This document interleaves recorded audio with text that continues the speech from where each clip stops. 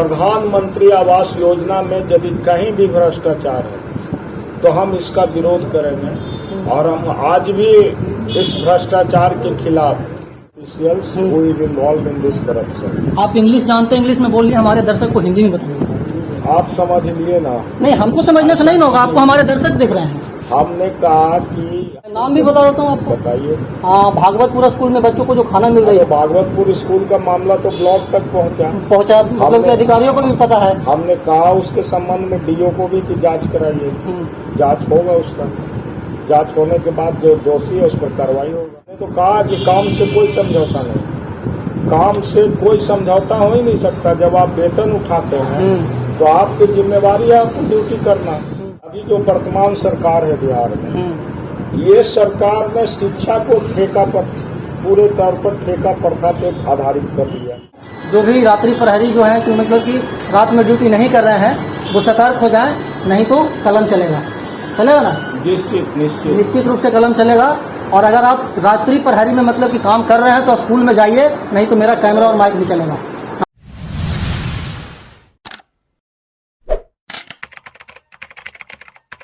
नमस्कार, मैं अमित चौरसिया और आप देख रहे हैं नालंदा दस्तक। अभी मैं मौजूद हूँ इस्लामपुर राजद कार्यालय के ऑफिस में और हमारे साथ मौजूद हैं इस्लामपुर विधायक राकेश कुमार रोशन जी। 2 दिन पहले खबर छपी अखबार में कि इंदिरा आवास में लूट मची हुई है। इंदिरा आवास जो सहायक हैं वो एक लाभुक से 30 से 40 हजार रुपया घूस लेते हैं। विधायक जी, सबसे पहले आपको हमारे चैनल पर स्वागत है। पहला सवाल यही होगा कि जो लूट मची हुई है इंदिरा आवास लाभुकों के साथ, इस पर अंकुश कैसे लगाया जाए? देखिए, ये कोई नई बात नहीं है। हम लोग बराबर इस बात को उठा रहे हैं कि प्रधानमंत्री आवास योजना के तहत जो लाभुक हैं उनको उसका सही मायने में लाभ नहीं मिल रहा है। और हर ब्लॉक में, न सिर्फ इस्लामपुर में बल्कि पूरे बिहार के अंदर ये स्थिति है कि जो आवास पर्यवेक्षक हैं और वीडियो जो है वो, और निचले स्तर पर लोगों का शिकायत है कि मुखिया जी भी इन्वॉल्व रहते हैं। ये सब लोग मिल करके लाभुक से पैसा ले रहे हैं। तो पैसा लेकर के यदि किसी को मकान बनाने के लिए दीजिएगा, 1.5 लाख रुपया उसको मिलना है मकान बनाने के लिए। 30,000 रुपया यदि वो कमीशन दे देगा, क्या मकान बनाएगा? आज की महंगाई के दौर में जो गिट्टी बालू छड़ का स्थिति। तो हम लोग इस बात को न सिर्फ आपके चैनल पर, सड़क पर भी, विधानसभा के अंदर, और जो अभी बैठक हुई जिला में प्रभारी मंत्री की अध्यक्षता में विकास कार्यों की समीक्षा के लिए, उसमें भी हमने इस बात को उठाया था और हमने कुछ उदाहरण भी दिया था कि कहाँ क्या हो रहा है। बोला गया कि जांच होगा। जांच कुछ एक अंदर में डीडीसी आए थे, किए हैं, अभी उसका परिणाम सामने नहीं आया है। लेकिन हमारी जो प्रायोरिटी है, हमने एमएलए बनने के बाद सबसे पहले सार्वजनिक मंच से कहा था कि हम प्रधानमंत्री आवास योजना में यदि कहीं भी भ्रष्टाचार है तो हम इसका विरोध करेंगे और हम आज भी इस भ्रष्टाचार के खिलाफ लड़ने के लिए हर जगह मुस्तैद हैं और तैयार हैं। नहीं, जो अधिकारी हैं सर, जैसे कि घूस भी ले लेते हैं और ऊपर से मना करते हैं कि तुमको जहां जाना है वहां जाओ, आपको प्रधानमंत्री आवास का लाभ नहीं मिलेगा, उन अधिकारियों पे राकेश रोशन कैसे कार्रवाई करें? देखिए, ये तो एनार्किज्म है ना, सरकार का फेलियर है। ये अधिकारी क्या बोलेंगे? जहाँ पे पदाधिकारियों के बलबूते ही सरकार चल रही है, जहाँ पे सरकार जो है उसका मैकेनिज्म जो है संसदीय व्यवस्था के आधार पर नहीं चल रहा है और पदाधिकारियों के एकाधिकार जो बनता जा रहा है प्रशासनिक और विकास के कार्यों पर, ये लोकतंत्र के लिए बहुत बड़ा खतरा है। और हम लोग शुरू से कहते रहे कि बिहार में जो अफसरशाही है वो चरम सीमा पर है, इसलिए ये अफसरशाही का विरोध होना चाहिए और लोकतंत्र को यदि जीवंत बनाना है तो निश्चित रूप से पदाधिकारियों पर अंकुश लगाना चाहिए। हमारे संज्ञान में जहां भी बातें आती हैं और जो संबंधित पदाधिकारी हैं एक अंगर के वीडियो के बारे में आया था, हमने लिख करके ग्रामीण विकास में भी दिया, जिला अधिकारी को दिया, जिला अधिकारी के बैठक में दिया, जांच भी हो रहा है।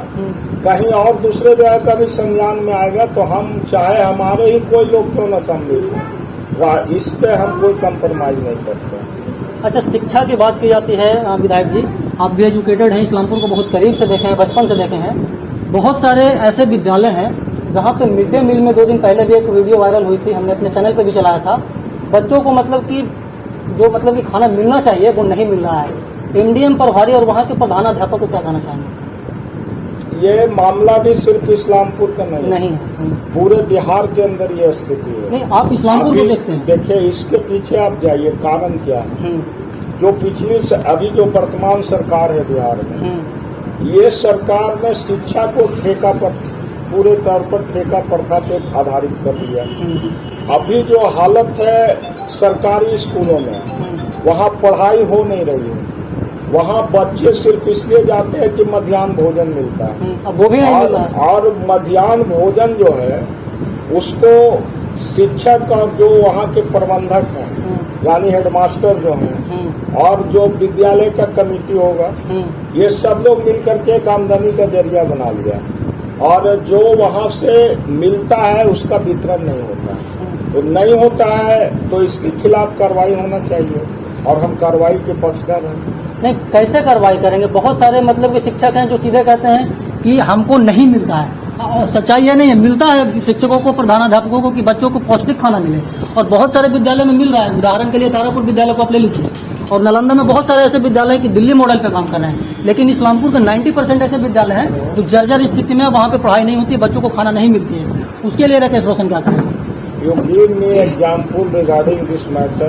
If the matter has come in my knowledge, then I will write against those officials who is involved in this corruption. आप इंग्लिश जानते हैं, इंग्लिश में बोलिए, हमारे दर्शक को हिंदी में बताइए। आप समझ लिए ना। नहीं, हमको समझने से नहीं होगा, आपको हमारे दर्शक देख रहे हैं। हमने कहा कि हमारे संज्ञान में यदि आएगी कोई ऐसा बात, कहीं का स्पेसिफिक आप बताएंगे तो बता तो रहे हैं हम आपको। नहीं तो आप 90% के स्कूल का बात कर रहे हैं, आप अच्छा। 2-4 में स्पेसिफिक। मैं नाम भी बता देता हूँ आपको। बताइए। हाँ, भागवतपुरा स्कूल में बच्चों को जो खाना मिल रही है, भागवतपुर स्कूल का मामला तो ब्लॉक तक पहुंचा, मतलब के अधिकारियों को भी पता है। हमने कहा उसके संबंध में डीओ को भी कि जांच कराइए, जांच होगा, उसका जांच होने के बाद जो दोषी है उस पर कार्रवाई होगा, जो दोषी है उस पर कार्रवाई होगा। बहुत बढ़िया बात। हाँ, बहुत सारे क्या इस्लामपुर विधानसभा क्षेत्र के जितने भी हाई स्कूल हैं, वहाँ पे रात्रि प्रहरी की बहाली होनी थी, और बहुत सारे मतलब कि विद्यालयों में हुई भी है, और 1-2 विद्यालय में हम गए भी हैं। रात्रि प्रहरी जो मतलब कि जो नाइट में ड्यूटी देना चाहिए, वो बहुत सारे नाइट गार्ड हैं जो क्या बोलते हैं कि स्कूल में ड्यूटी नहीं दे रहे हैं, और कहीं ना कहीं आप उनका अध्यक्ष होते हैं। उन सभी रात्रि प्रहरियों को आप क्या कहना चाहेंगे? देखिए, गवर्नमेंट का सर्कुलर है कि जिस विद्यालय में 2 प्यून नहीं है, यदि 1 प्यून है, तो ऐसे स्थिति में उन विद्यालयों में रात्रि प्रहरी का बहाली होना है। हाँ। अब रात्रि प्रहरी का जो बहाली होना है वो विद्यालय प्रबंध समिति के माध्यम से होता है, और ये टेम्पोररी पोस्ट है।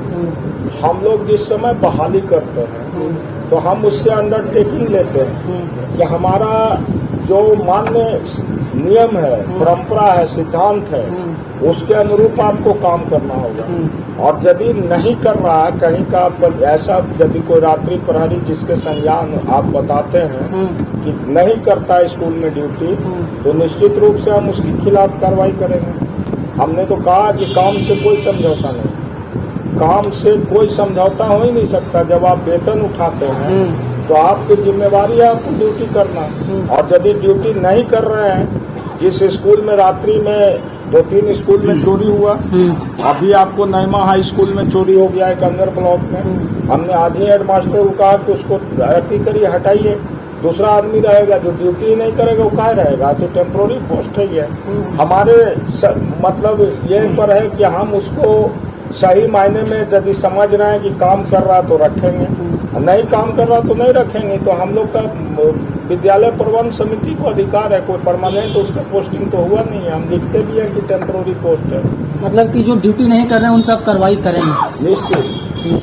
आप बताइए, कहीं का उदाहरण बताइए, हम जानना चाहते हैं। उदाहरण बहुत जल्द आपको मिल जाएगी हमारे चैनल के माध्यम से। अगला सवाल मेरा ये है कि इस्लामपुर विधानसभा क्षेत्र में बारिश नहीं हुई है, बहुत सारे किसान रो रहे हैं और डीजल अनुदान की बात की जा रही है। किसानों का कहना है कि हम लोग का बिजली माफ होना चाहिए, आप क्या कहेंगे? देखिए, बिल्कुल ही सही मांग है किसानों का। हमने बैठक में भी ये मुद्दा उठाया था कि अभी खास करके बिहार में किसान जो हैं कहीं भी अब डीजल पंपिंग सेट के माध्यम से सिंचाई नहीं करते हैं। सारे जगह पर जो डीजल पंपिंग सेट था करीब करीब बंद हो गया और सिंचाई पूरे तौर पर बिजली पर आधारित हो गया। तो अब सरकार यदि कहती है कि डीजल अनुदान हम देंगे, तो डीजल अनुदान देने का मतलब है कि ये किसानों को एक ठगने की बात हो रही है। यदि सही मायने में आप किसानों को मदद करना चाहते हैं तो आपने जैसा कहा वो बिल्कुल ठीक है, बिजली बिल माफ होना चाहिए किसानों का। और सरकार यदि बिजली बिल माफ करती है तो हम इस भीषण अकाल से लड़ सकते हैं। अब थोड़ा सा राज्य की बात कर लें। उठा पटक चल रहा है राजनीतिक गलियारों में, क्या होने वाला है? देखिए, अब इस बिंदु पर अभी हम लोग कुछ नहीं कहेंगे। नहीं, आपका एक्सपीरियंस क्या था?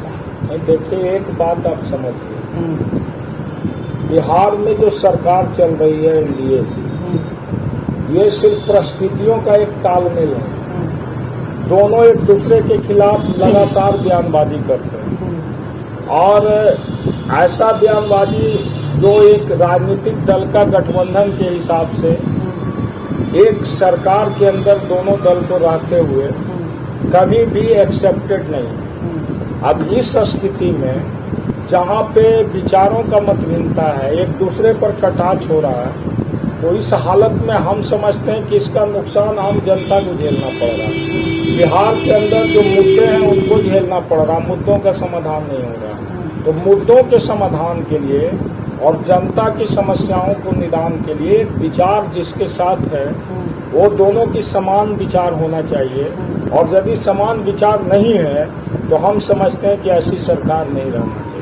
आखिरी सवाल विधायक जी, हमारे चैनल के माध्यम से क्षेत्र की जनता को क्या संदेश देना चाहेंगे? मुहर्रम आ रहा है, स्वतंत्रता दिवस है, उसके बाद कृष्ण जन्माष्टमी। मुहर्रम, स्वतंत्रता दिवस और कृष्ण जन्माष्टमी के अवसर पर मैं अपने विधानसभा क्षेत्र के सभी नागरिकों को, सभी धर्म संप्रदाय मजहब के लोगों को अपनी ओर से शुभकामना देना चाहता हूँ और सबसे अपील करना चाहता हूँ कि आप अपने धर्म को आस्था के रूप में अपने निष्ठा के साथ शांतिपूर्वक मनाएं और समाज में जो भाईचारा है उस भाईचारा को कायम रखें।